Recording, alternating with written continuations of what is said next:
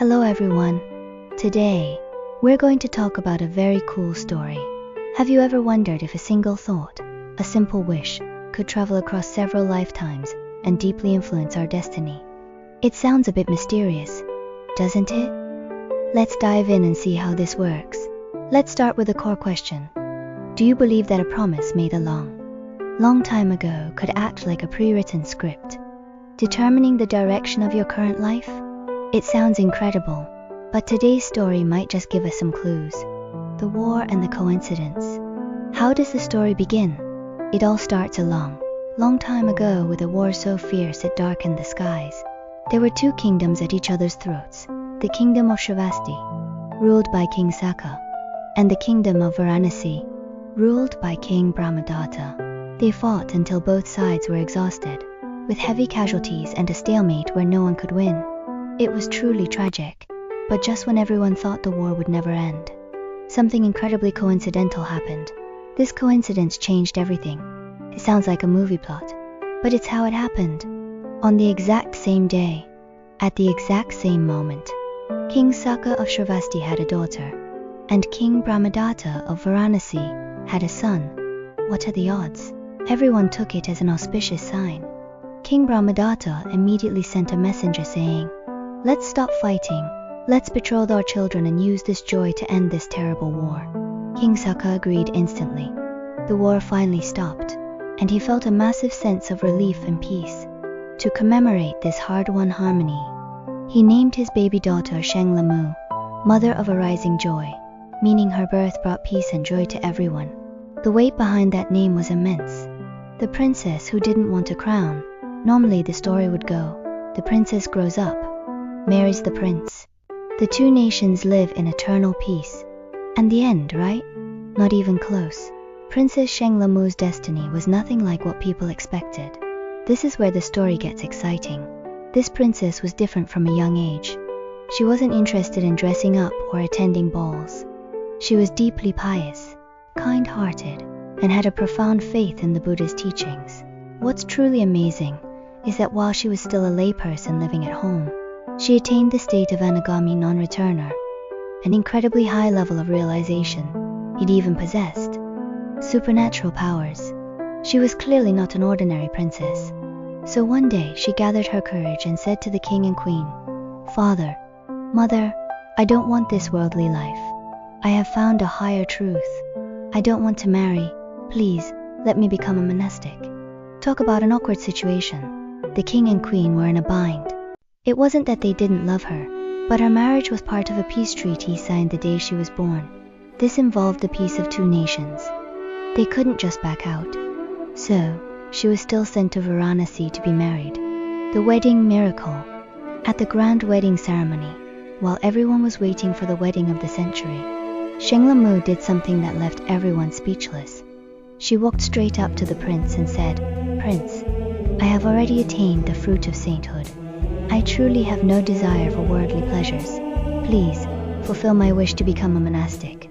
The prince and the guests were stunned. They thought she was joking. To prove she was serious, the next scene was truly breathtaking. Shenglamu flew directly into the air in front of everyone. Not only that, she summoned thunder and lightning, and even made flames and hail fall from the sky. It was a miracle. She used this display to prove that her spiritual practice was real and successful. The prince was terrified but also deeply moved by respect. He knew this was not a connection he could force. He agreed. Just like that, Princess Shenglamu became a nun. Because of her deep spiritual foundation, she soon attained the state of arhat. And the prince? He was so inspired by this event that he eventually became a monk himself and also attained the state of arhat. Decoding the past, the mechanism of a vow. The ending sounds perfect, right? But don't you find it strange? Why these two? Why were they destined to walk such a unique path together? Was it a coincidence? Or was it arranged by something unseen? The Buddha's disciples were just as curious. So they asked him. The Buddha revealed that the answer wasn't in this lifetime. To find it, we have to travel back to a very distant past, the time of Kashyapa Buddha. Back then, human lifespans were 20 years long. Let's take a time machine back to see what happened. In that ancient time, these two were a wealthy couple who had no children. They decided to use their wealth for good. So they built a magnificent lecture hall to support Kashyapa Buddha and his disciples. Later, they felt even that wasn't enough. So they both became monastics. Although they didn't attain full enlightenment in that lifetime, they did something at the end of their lives that had a profound impact. They made a powerful vow together. They said, "May the merit of building this temple and practicing as monastics in this life allow us to be born into good families in all future lives. And when Shakyamuni Buddha appears in the future, may we meet again, become monastics together, and both attain the fruit of Arhat." Look at how specific and clear that vow was. It was the script for their current destiny. How wish fulfillment actually works. You might think, wow, just making a vow is that powerful?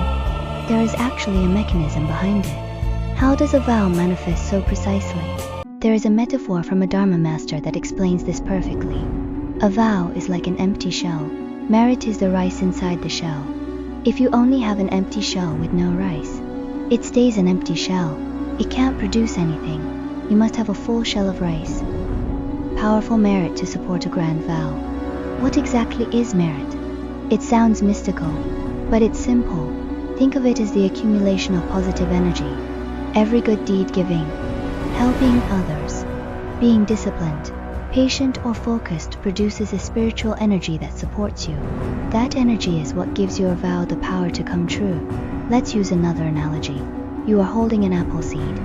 Can you see the roots, the trunk, or the apples inside it? No. But if you plant it in fertile soil and give it sun and water, it will sprout, grow, and eventually bear fruit.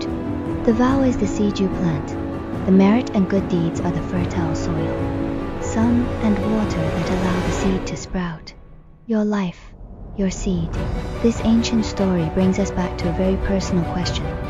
Since we know our intentions are seeds and our actions are the soil, what kind of powerful seed are you planning to plant for your future right now? The answer is in your own hands.